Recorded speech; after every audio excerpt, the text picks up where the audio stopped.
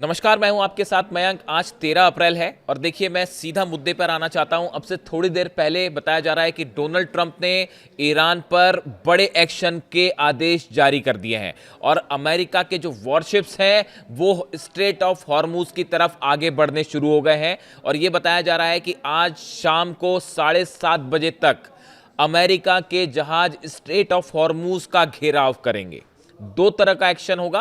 पहली बात, जो अमेरिका कह रहा है कि जो जहाज हैं वो स्ट्रेट ऑफ हॉर्मूज की तरफ आगे बढ़ रहे हैं और वहां से जितने निकलने वाले जहाज हैं, ईरान जिन जहाज़ों को निकलने दे रहा है उन सब का ब्लॉकेट किया जाएगा, यानी स्ट्रेट ऑफ हॉर्मूज से किसी भी जहाज को निकलने नहीं दिया जाएगा। ये डोनाल्ड ट्रंप का और अमेरिका का प्लान है। दूसरा प्लान ये है, डोनाल्ड ट्रंप ने एक बार फिर ईरान पर हमले के आदेश दे दिए हैं और बताया ये जा रहा है कि जो हॉर्मूज से जुड़े द्वीप हैं, जो कोस्टल इलाके हैं, एक बार फिर यहां पर बड़ी बमबारी आज रात से ही देखने को मिल सकती है। इस बात के लिए ईरान पूरी तरह से तैयार है। ईरान ने अपनी एलीट फोर्सेस को स्ट्रेट ऑफ हॉर्मूज में तैनात कर दिया है। यह खबर आपने देखी होगी। ईरान ने अपनी जो सबसे खतरनाक, सबसे घातक फोर्स मानी जाती है एलीट फोर्स, इसको वहां पर तैनात कर दिया है। इसके साथ ही अगर हम बात करें, माइंस पहले से बिछी हुई है जिसकी वजह से अमेरिका मुश्किल में है। माइंस बिछी हुई है। ईरान की कई सैकड़ों की संख्या में जो छोटी बोट्स हैं वो भी वहां पर तैनात हैं। ईरान की सबमरीन, देखिए काफी सारे जहाज ईरान के तबाह हुए हैं लेकिन सबमरीन अभी भी इंटैक्ट है और सबमरीन से टॉर्पीडो से बड़ा हमला हो सकता है अमेरिका के जहाजों पर। इसके अलावा अबू मेहदी जो मिसाइल है, जिसके बारे में मैं पहले ही बता चुका हूं आपको, एंटीशिप मिसाइल है, वो अमेरिका के इन जहाजों का स्वागत करने के लिए तैयार है और वो जबरदस्त स्वागत होगा। तो यानी देखिए, माइंस हैं, बोट्स हैं, सबमरीन्स हैं और अबू मेहदी मिसाइल है। ये 4 स्तर पर और एलीट फोर्स लगा दी है। बताया जा रहा है कि करीब 1 से 1.5 लाख सैनिक स्पेशली इस मिशन को रोकने के लिए स्ट्रेट ऑफ हॉर्मूज में तैनात कर दिए गए। यानी ईरान ने अपनी तरफ से पूरी तैयारी कर ली है। देखिए, अब ये बताया जा रहा है कि ये संभव है कि अगले कुछ दिनों के अंदर हॉर्मूज में एक आमने सामने की सीधी जंग देखने को मिल सकती है और अमेरिका की जहाज़ों से भारी बमबारी हो सकती है हॉर्मूज में और सामने ईरान की तरफ से बड़ा पलटवार हो सकता है। यानी अब ये पूरा मामला हॉर्मूज पर आके रुक गया है। देखिए, मैंने आपको पहले ही कहा था, आपने मेरे वीडियो देखे होंगे, मैंने आपको पहले ही कहा था ये जो बातचीत इस्लामाबाद में हो रही है इसका कोई मतलब नहीं निकलेगा और ये एक बड़ा धोखा साबित हो रही है। देखिए, जो खबरें निकल के आई हैं आपने कई जगह पढ़ी होगी। कुछ चीज़ें मैं आपको बताना चाहता हूं जो मैं समझ पाया हूं, बेहद हैरान करने वाली। आप जानते हैं आपने एक खबर देखी होगी कि जिस समय इस्लामाबाद में टॉक्स चल रही थी, अब्बास अरागची साहब और कलीबाफ जो हैं वो बातचीत कर रहे थे डेलीगेशन से अमेरिका के, उसी समय अमेरिका के 2 जहाज स्ट्रेट ऑफ हॉर्मूज की तरफ आगे बढ़ने लगे। कौन से 2 जहाज बढ़ने लगे? एक था पहला यूएसएस फ्रैंकी पीटरसन और यूएसएस माइकल मर्फी। ये 2 जहाज बढ़ते हैं स्ट्रेट ऑफ हॉर्मूज की तरफ, ईरान की तरफ बढ़ने लगते हैं, जिसके बाद ईरान की सेना ने, नेवी ने इन्हें वार्निंग दी कि अगर आप आगे बढ़ेंगे तो आपको तबाह कर दिया जाएगा, आपको डिस्ट्रॉय कर दिया जाएगा। ये वार्निंग ईरान की सेना से आई। उसके बाद करीब आधे घंटे तक बेहद तनावपूर्ण हालात बने रहे स्ट्रेट ऑफ, बातचीत चल रही है इस्लामाबाद में और जहाज यहां से अमेरिका के आगे बढ़ने शुरू हो गए थे। लेकिन ईरान की नेवी की खतरनाक वार्निंग के बाद, एग्रेसिव स्टैंड के बाद इन दोनों जहाजों को वापस लौटना पड़ा। अब देखिए, इसको लेकर बयान क्या आया। इसको लेकर बयान ये आया है, जो सेंटकॉम के कमांडर हैं एडमिरल ब्रैड कूपर ने कहा कि हमने एक नया रास्ता बनाने की प्रक्रिया शुरू कर दी है और जल्द ही हम इस सुरक्षित रास्ते को समुद्री उद्योग के साथ साझा करेंगे। यानी देखिए, उन्होंने इस तरह का बयान दिया कि ये यहाँ से जो है माइंस हटाने की कोशिश शुरू हो चुकी है। इस तरह का बयान अमेरिका की तरफ से आने लग गए थे।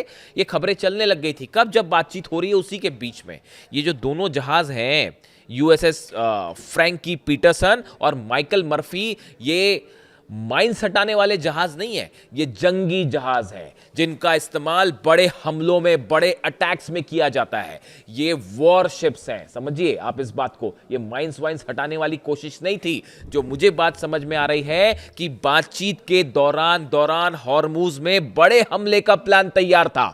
समझे आप इस बात को? भयंकर धोखा होने वाला था ईरान से, लेकिन ईरान की सेना तैयार थी इस बात को। लेकिन देखिए ईरान की सेना इस बात के लिए पूरी तरह से तैयार थी कि किसी भी तरह से बातचीत के दौरान अगर कोई हमले की कोशिश होती है तो उसे नाकाम किया जाएगा। ईरान के नए सुप्रीम लीडर मुस्तफा खामेनी इस बात को पहले से ही आदेश दे चुके थे अपनी सेना को कि बड़ी जंग के लिए तैयार रहिए और अमेरिका धोखा करेगा। बिल्कुल उसी लाइन पर जो line supreme leader Ali Khamenei साहब ने तय कर रखी थी, तो ईरान की सेना तैयार थी। तो ये जो हमले की कोशिश थी स्ट्रेट ऑफ हॉर्मुज में, यहां कब्जे की कोशिश थी, ये फेल हो गई। बात नंबर 1।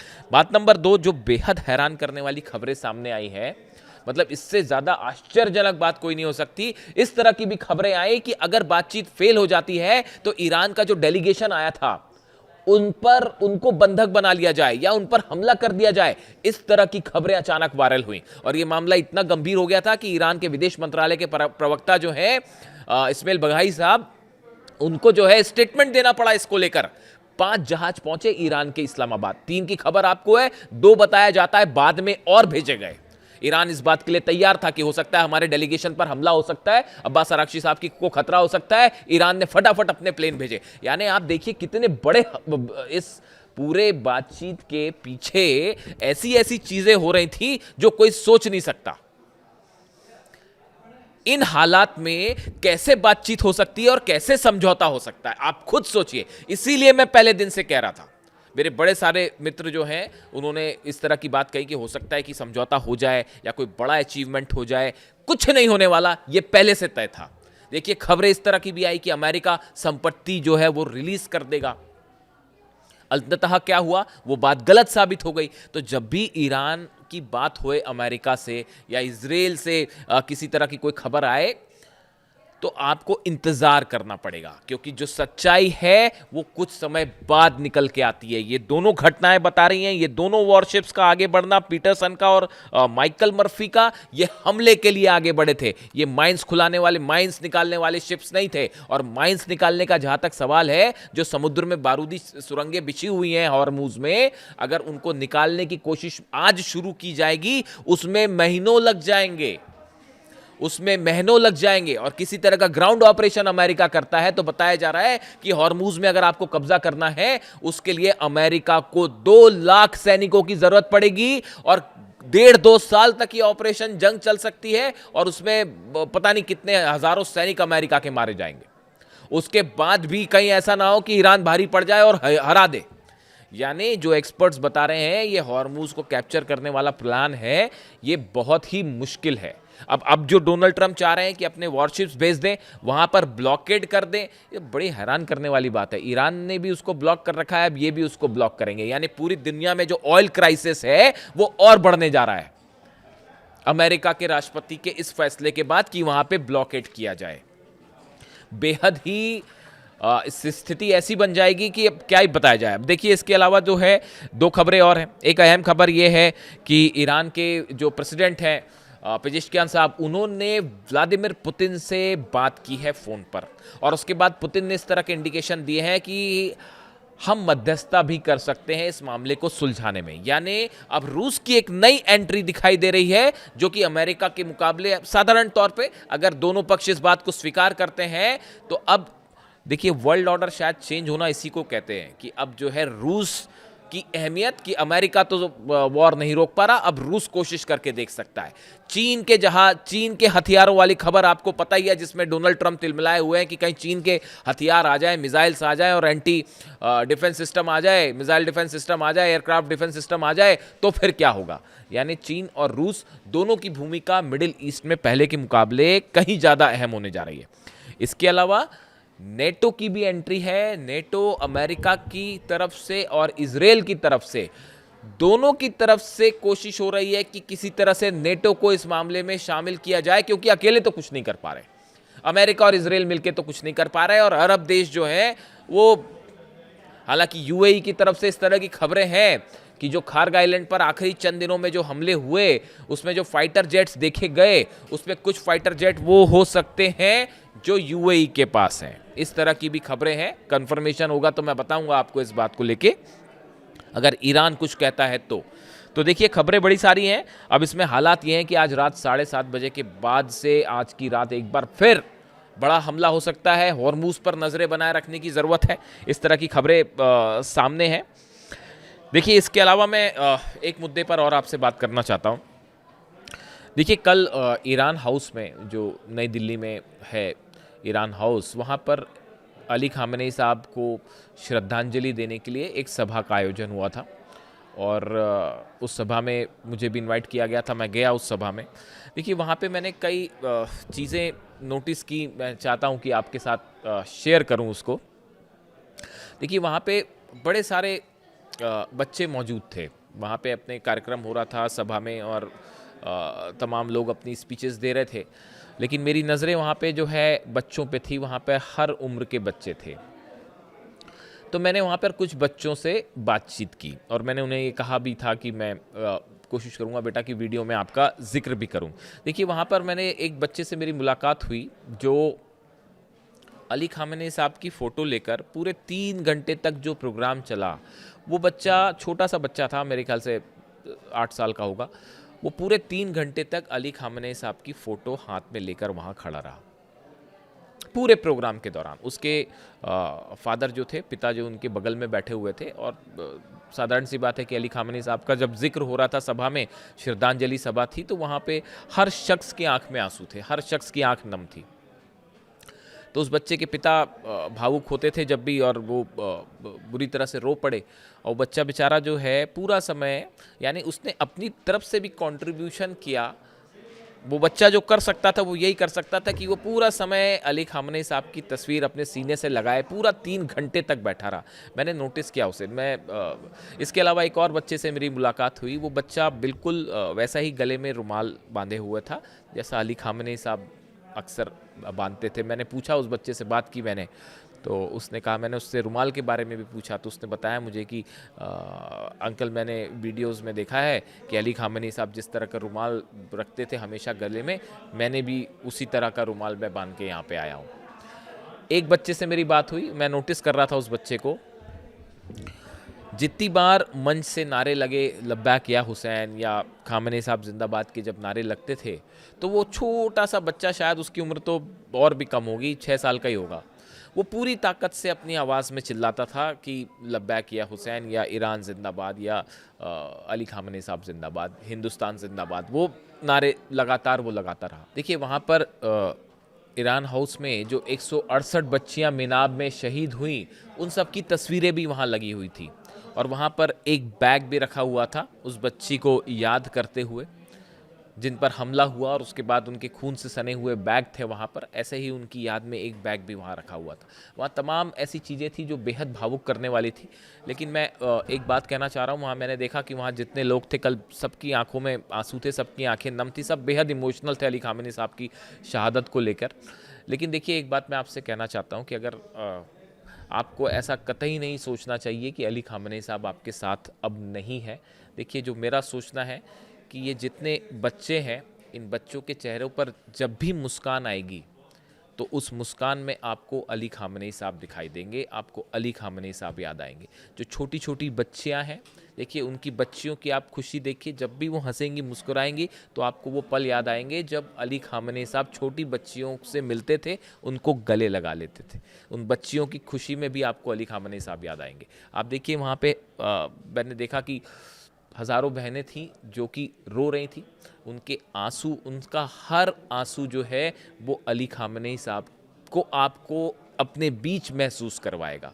जो युवा थे वहाँ पे, जो आक्रोश में नारे लगा रहे थे लब्बैक या हुसैन के, उनके आक्रोश में अली खामेनी साहब जिंदा है। आप देखिए, ये मेरी व्यक्तिगत राय है कि ये जो अनुभूति है, ये जो फीलिंग है, ये हमेशा सबके साथ में रहेगी। चाहे बच्चे हों, चाहे युवा हों, चाहे बुजुर्ग हों, चाहे महिलाएं हों, ये सब कभी जो है उनको कभी नहीं भूल पाएंगी। और उनकी इस हंसी में, उनके इस आंसू में, उनके इस आक्रोश में, सब में अली खामेनी साहब हमेशा हम सबके साथ मौजूद रहेंगे। तो आप ऐसा कतई ना सोचें कि वो अब आपके बीच नहीं है। इसके अलावा देखिए, एक और मैंने बड़ी अच्छी बात नोटिस की वहाँ पे। कल क्या हुआ कि इस प्रोग्राम में जो है अब्दुल माजिद हकीम इलाही साहब, जो कि रिप्रेजेंटेटिव हैं ईरान के सुप्रीम लीडर के हिंदुस्तान में, ईरान हाउस में, वो वहाँ पे मौजूद थे और डॉक्टर मोहम्मद फ़तह अली जो एम्बेसडर हैं ईरान के, वो मौजूद थे। तो मैं नोटिस कर रहा था कि एक बच्चा जो था, वो बच्चा शायद इलाही साहब के साथ फ़ोटो लेना चाहता होगा, मोबाइल से अपनी सेल्फ़ी लेना चाहता होगा, वो उनके कोशिश में था इसमें। लेकिन चूंकि वहाँ पे कुछ वॉलंटियर्स थे तो व्यवस्था बनी रहे, इसलिए उन्होंने शायद उस बच्चे को रोका होगा। लेकिन ये बात जो है दोनों लोगों ने नोटिस करी। जो एम्बेसडर साहब हैं मोहम्मद फ़तह अली, उन्होंने भी ये बात नोटिस की कि ये बच्चा हमारे साथ आके फ़ोटो लेना चाहता है, और अब्दुल माजिद हकीम इलाही साहब ने भी ये बात नोटिस की कि ये बच्चा हमारे पास आना चाहता है। दोनों ही ने उस बच्चे को अपने पास बुलाया और इलाही साहब ने भी अपने साथ उसको फ़ोटो खिंचवाई, और एम्बेसडर जो है फ़तह अली साहब, उन्होंने भी अपने साथ फ़ोटो खिंचवाई।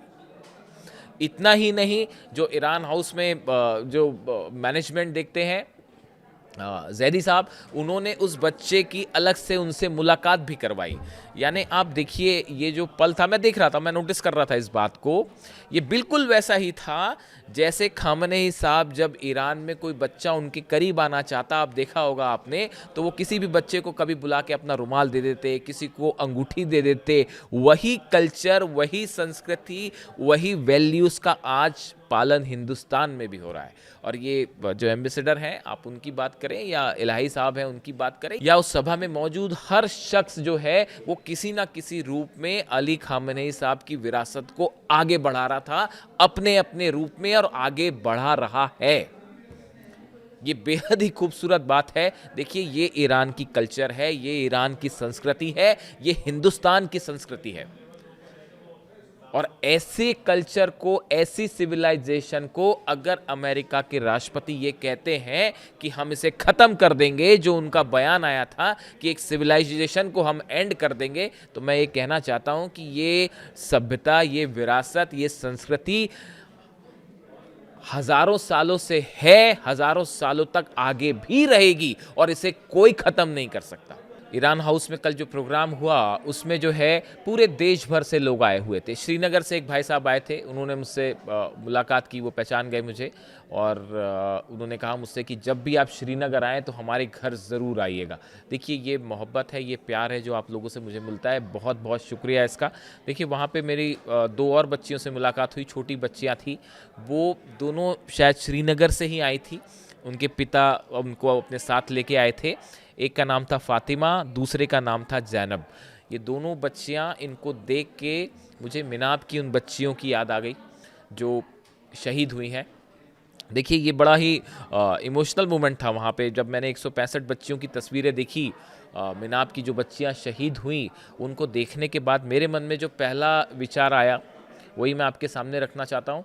उनको देखने के बाद, वो तस्वीरें देखने के बाद, वो बैग देखने के बाद, जो पहली बात दिमाग में आई वो ये थी कि शायद मन से ये बात निकली कि मैं जब तक पत्रकारिता करूँगा, मानो ऐसा लगा कि मैंने उन बच्चियों से ये वादा किया कि मैं जब तक पत्रकारिता करूँगा, जब तक जर्नलिज्म करूँगा, पूरी ईमानदारी के साथ करूँगा, पूरी सच्चाई के साथ करूँगा, और हमेशा जो चीज़ सही होगी, सच होगी, उसी को आपके सामने रखूँ। वॉर से जुड़ा जो भी अपडेट होगा आप तक पहुँचाऊँगा। वीडियो कैसा लगा कमेंट करके ज़रूर बताइए। Thank you so much.